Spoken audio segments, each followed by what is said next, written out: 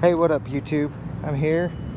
I just picked this carpet up at the junkyard for $7. So I'm at the car wash now. I'm gonna try and wash it and clean it. But I wanted to show you guys, you know, it is pretty dirty, it looks gross.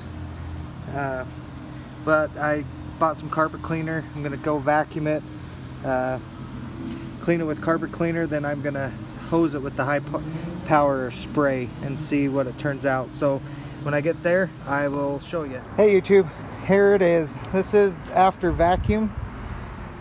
So not too bad, but I'm hoping that it's really gonna clean with the scrubbing of it and get this done. So just wanted to show you after getting it vacuumed what it looked like, but for $7 when they're wanting 150 for a new one. But $7 ain't bad.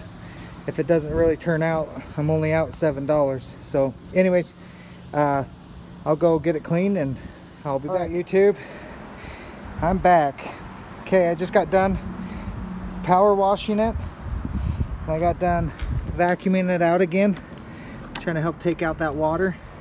The one thing I'd warn you guys is very heavy, so kind of do it close to a vacuum and stuff. But it actually didn't turn out too bad. It looks actually pretty good.